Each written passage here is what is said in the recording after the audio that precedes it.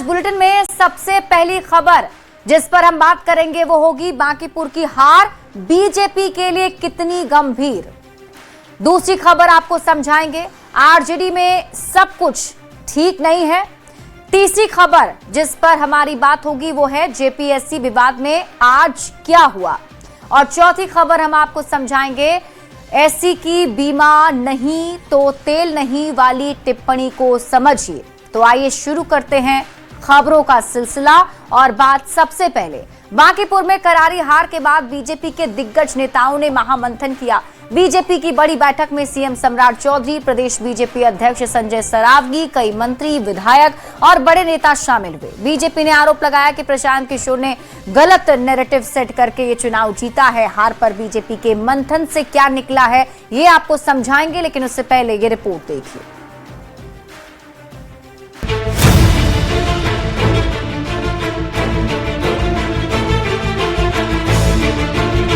अब शब्दों का उपयोग करके गलत नैरेटिव फैलाया गया।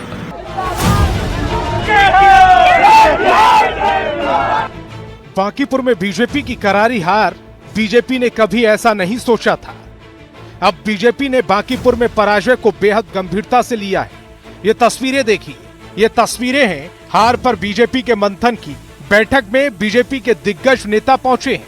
खुद सीएम सम्राट चौधरी, बिहार बीजेपी के अध्यक्ष संजय सरावगी, बिहार भाजपा के प्रदेश संगठन महामंत्री भीखू भाई दलसानिया इस बड़ी बैठक में शामिल होने के लिए आए।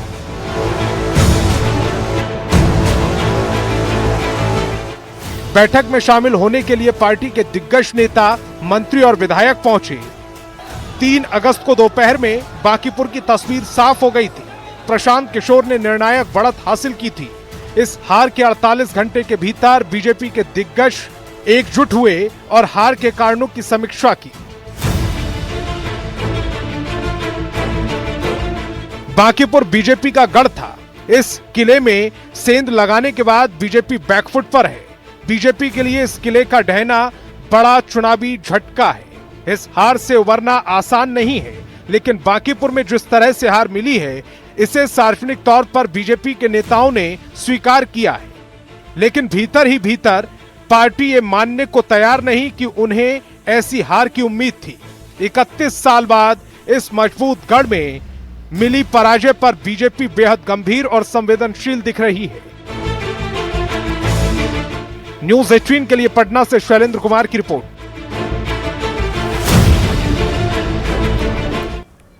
और अब आपको पूरी खबर समझाते हैं। आप समझिए बांकीपुर की हार बीजेपी के लिए कितनी गंभीर। सबसे पहले तो आप ये जान लीजिए कि बीजेपी की गंभीरता को समझने के लिए आपको पूरा ये टाइमलाइन समझना पड़ेगा। 3 अगस्त को बांकीपुर उपचुनाव के नतीजे आए और बीजेपी के उम्मीदवार यहां बुरी तरह से हार गए। 48 घंटे के भीतर बीजेपी ने समीक्षा बैठक बुला ली और इस बैठक में हार के कारणों की समीक्षा की गई। यानी बांकीपुर की हार पर बीजेपी रिलैक्स करने के मूड में नहीं है। यह बैठक कितनी बड़ी और अहम थी ये समझने के लिए आपको बैठक में शामिल लोगों के नाम भी जान लेने चाहिए। तो मुख्यमंत्री सम्राट चौधरी इसमें शामिल थे। बीजेपी के प्रदेश अध्यक्ष संजय सरावगी मौजूद थे। भीखू भाई दलसानिया, प्रदेश संगठन महामंत्री, इस बैठक में मौजूद थे। पटना जिले के सभी बीजेपी विधायक मौजूद थे। और अब आप खबर तो समझिए। बांकीपुर उपचुनाव में हार से बीजेपी को बड़ा झटका लगा है। पार्टी ने सार्वजनिक तौर पर हार को स्वीकार किया। इस हार को बीजेपी आसानी से भूलने वाली नहीं है, क्योंकि 30 साल तक बीजेपी की मजबूत पकड़ इस सीट पर रही है। 8 महीने पहले नितिन नवीन करीब 5200 वोट से जीते थे। 8 महीने में जनता का मूड कैसे बदला इसकी समीक्षा की गई। बांकीपुर में पकड़ और मजबूत करने पर भी इस बैठक में मंथन किया गया है। यानी बीजेपी बांकीपुर की हार भले ही स्वीकार कर चुकी है, पर हार मानने को तैयार नहीं है और दोबारा वापसी की तैयारी अभी से ही शुरू हो गई है और इसीलिए रणनीति बनाए जा रहे हैं। बढ़ते आगे और अब बात अगली खबर की। बांकीपुर में मिली हार के बाद आरजेडी में अंतरकला अब खुलकर सामने आने लगा है। मंगलवार को भाई वीरेंद्र ने इशारों में तेजस्वी यादव के करीबियों पर निशाना साधा था, पर अब पार्टी के मुख्य प्रवक्ता शक्ति यादव और उनके बीच खुलकर बयानबाजी शुरू हो गई। शक्ति यादव ने पार्टी में भाई वीरेंद्र की भूमिका पर सवाल किया तो भाई वीरेंद्र ने उन्हें खामोश रहने की नसीहत दे डाली। ये रिपोर्ट देखिए, फिर खबर तो समझिए।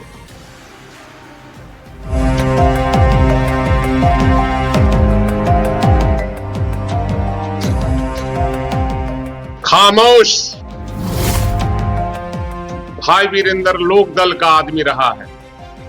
जब तुम्हारी राजनीति में कोई पैदाइश नहीं थी, भाई वीरेंद्र उस समय से राजनीति करता है।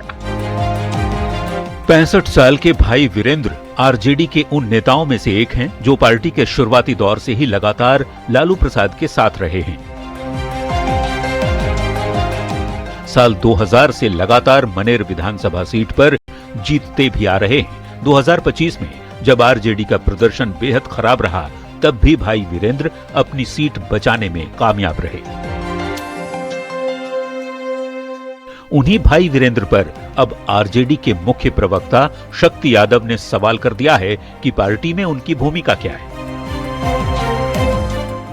राष्ट्रीय जनता दल का एक एक कार्यकर्ता कोई भी हो, नेता को तो अपने हिसाब से चीजों को देखते ही हैं। जो बोल रहा है वो क्या कर रहा है पार्टी के लिए, उसकी भूमिका क्या है। आपको पार्टी के लिए काम करने की जरूरत है। आप सबकी भूमिका होनी चाहिए, सबके मान बराबर है, कोई भी कार्य करता हो। अपने ऊपर लगे इन आरोपों से तिलमिलाए भाई वीरेंद्र ने पलटवार करने में देर नहीं की और शक्ति यादव को खामोश रहने की चेतावनी दे डाली। 2010 में 22 आदमी विधायक था, कई लोग बदल गए, भाई वीरेंद्र नहीं बदला। आज 2025 में 25 विधायक हैं और तुम्हारी बात करतूत को मैं सार्वजनिक करूंगा, तुम मुंह दिखाने लायक नहीं रहोगे। शांति रहना। मैं राजनीति कर रहा हूं तेजस्वी जी को मुख्यमंत्री बनाने के लिए, और तुम लोग तेजस्वी यादव का चेहरा दिखाकर लोगों से माल वसूलने का काम करता है, भेंट करवाने का काम करता है, इसलिए खामोश। दरअसल बांकीपुर में हार के बाद भाई वीरेंद्र ने संगठन की मजबूती और बिना नाम लिए तेजस्वी के आजू बाजू रहने वाले लोगों पर सवाल उठाया था। उनके बयान के बाद आरजेडी के भीतर नेतृत्व, संगठन और रणनीति को लेकर असहमति की खबरें जोर पकड़ने लगी। इन आरोपों के बीच शक्ति यादव और भाई वीरेंद्र की तकरार से मामला और भी संजीदा हो गया है। अब सबसे बड़ा सवाल यही है कि क्या आरजेडी इस अंदरूनी विवाद को समय रहते संभाल पाएगा। न्यूज 18 के लिए पटना से रवि एस नारायण के साथ ब्यूरो रिपोर्ट। तो बांकीपुर उपचुनाव के नतीजे आने के बाद से ही आरजेडी की अंतरकला अब धीरे धीरे सामने आने लगे हैं, बयानबाजी शुरू हो गई है। हम आपको अब पूरी खबर समझाते हैं। आरजेडी में सब कुछ ठीक नहीं है, ये सवाल उठ रहे हैं, और ये सवाल इसलिए उठ रहे हैं, उसे समझने के लिए आपको ये समझना होगा कि बांकीपुर में हार के बाद आरजेडी विधायक का सबसे पहले बयान सामने आया। भाई वीरेंद्र जिन्होंने बयान दिया, उन्होंने संगठन की मजबूती पर सवाल उठा दिए और यह भी कहा कि तेजस्वी यादव के जो आसपास रहने वाले लोग हैं उन पर सीधा उन्होंने हमला बोल दिया। नाम किसी का नहीं लिया, लेकिन बिना नाम लिए आजू बाजू वालों की छुट्टी करने की बात भाई वीरेंद्र ने जरूर कर दी। अब भाई वीरेंद्र के बयान से भड़के आरजेडी के मुख्य प्रवक्ता शक्ति यादव ने भाई वीरेंद्र की ही भूमिका पर सवाल उठाए। अब शक्ति यादव के बयान पर भाई वीरेंद्र ने फिर से पलटवार किया। शक्ति यादव खामोश रहें वरना कच्चा चिट्ठा खोल देंगे, ये हमला भाई वीरेंद्र की तरफ से किया गया। तो आरजेडी में शक्ति यादव वर्सेस भाई वीरेंद्र की बयानबाजी चल रही है। हालांकि यहां पर गौर करने वाली बात यह भी है कि आरजेडी के भीतर ये कोई पहली बार ऐसा नहीं हुआ है जब शीर्ष नेतृत्व के करीबी नेताओं की भूमिका पर सवाल उठाए हों। इससे पहले भी कई नेताओं ने संगठन और रणनीति को लेकर अप्रत्यक्ष रूप से नाराजगी जाहिर की है, और इसमें आरजेडी के वरिष्ठ नेता शिवानंद तिवारी भी शामिल हैं। तेजस्वी यादव के भाई बहन रोहिणी आचार्य और तेज प्रताप यादव भी हैं। आरजेडी के ही उदय नारायण चौधरी और अब आरजेडी छोड़कर बीजेपी में शामिल हो चुके मृत्युंजय तिवारी का नाम भी इसमें शामिल है। अब आप खबर तो समझिए। आरजेडी बिहार की प्रमुख पार्टियों में से एक है। विपक्ष की सबसे बड़ी पार्टी बिहार में आरजेडी है। 2025 के विधानसभा चुनाव के जो नतीजे सामने आए उसमें बेहद ही खराब प्रदर्शन आरजेडी का देखने को मिला। 2026 में अब जब बांकीपुर में उपचुनाव हुआ तो उपचुनाव में प्रत्याशी की जमानत जब्त हो गई। लगातार दूसरी बार करारी हार से पार्टी में असंतोष बढ़ रहा है और अब पार्टी के नेता और कार्यकर्ता सवाल उठा रहे हैं। संगठन की मजबूती पर सवाल उठाए जा रहे हैं। तेजस्वी यादव के नेतृत्व पर भी सवाल उठ रहे हैं और तेजस्वी के करीबियों पर सवाल खास तौर पर उठाए जा रहे हैं। अब आप सवालों के जरिए पूरे खबर को समझिए। सवाल नंबर 1, क्या आरजेडी में सब कुछ ठीक नहीं है? सवाल नंबर 2, तेजस्वी पार्टी के नेताओं की शिकायत सुनेंगे? सवाल नंबर 3, समय रहते आरजेडी डैमेज कंट्रोल कर पाएगा? क्योंकि ये अभी मामला यहीं पर खत्म होने वाला नहीं है, आगे भी बढ़ सकता है। बढ़ते आगे और अब बात अगली खबर की। जेपीएससी जेएसएससी में गड़बड़ी के खिलाफ छात्रों का आंदोलन रांची में जारी है। आंदोलन के 12वें दिन सरकार की ओर से छात्रों को वार्ता का न्योता दिया गया, लेकिन उस पर सहमति नहीं बन पाई और इस बीच जेएलकेएम नेता देवेंद्र नाथ महतो ने भूख हड़ताल खत्म कर दी, लेकिन उनका अनशन जारी रहेगा। ये रिपोर्ट देखिए, फिर खबर तो समझिए। जेपीएससी जेएसएससी के खिलाफ जारी है आंदोलन। आंदोलन के 12वें दिन जागी झारखंड सरकार। आंदोलनकारियों को दिया वार्ता का न्योता। छात्रों की दो टूक, बंद कमरे में बात मंजूर नहीं। बड़ा सवाल, छात्रों की मांग पर क्या करेगी सरकार?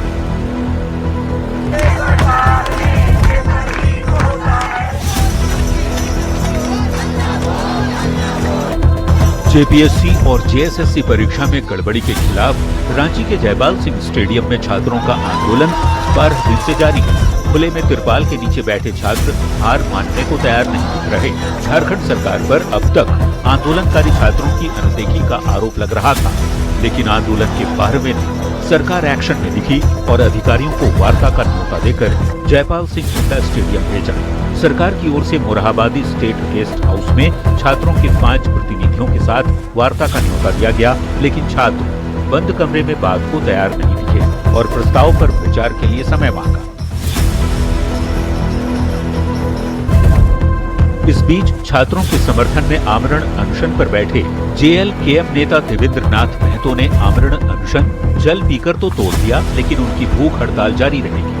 सोनम वांगचुक से बातचीत के बाद देवेंद्र ने कहा कि अनशन जारी है और अब केवल पानी के सहारे छात्रों के लिए आंदोलन होगा। मेरा जल और नमक के साथ अन्न को त्याग करते हुए ये भूख हड़ताल जब तक जारी रहेगा तब तक ये सरकार नहीं मानेगी। और सोनम वांगचुक जी भी जल ग्रहण करते थे और अन्न का त्याग करके भूख हड़ताल कर रखे थे। रांची में जारी छात्रों का आंदोलन परवान चढ़ता जा रहा है तो सीएम हेमंत सोरेन तक भी इसकी आंच पहुंच रही है। सीएम ने मामले में कहा कि ये एक राष्ट्रीय समस्या बन चुकी है। उन्होंने बातचीत के दरवाजे खुले होने की बात कहते हुए सीबीआई से जांच की मांग से फिलहाल इनकार कर दिया। निश्चित रूप से उनके विषय अप्रत्यक्ष रूप से तो हमारे संज्ञान में है ही, और वो लोग अपनी बातों को रखेंगे तो निश्चित रूप से सरकार उसकी बातों को गंभीरता से लेगी। छात्र आंदोलन के 12वें दिन झारखंड सरकार की ओर से वार्ता का न्योता सराहनीय पहल है। छात्र परीक्षा रद्द करने और पेपर लीक की सीबीआई जांच की मांग पर डटे हैं, लेकिन इस पर सरकार के साथ सहमति के आसार भी नहीं दिख रहे। 6 अगस्त से विधानसभा का मानसून सत्र भी शुरू हो रहा है। ऐसे में ये मुद्दा और भी गर्मा सकता है। जरूरत है आंदोलन की चिंगारी के जोर पकड़ने से पहले शांत करने की, नहीं तो सत्र के संचालन पर भी इसका असर पड़ सकता है। न्यूज़ 18 के लिए रांची से ब्यूरो रिपोर्ट।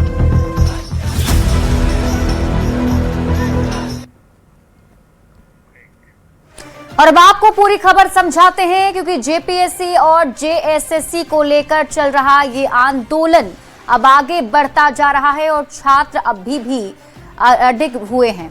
हम आपको पूरी खबर समझाते हैं। जेपीएससी वाद में आज आखिर क्या क्या हुआ है, ये आप अपडेट जान लीजिए। तो आंदोलन के 12वें दिन भी झारखंड सरकार जागी।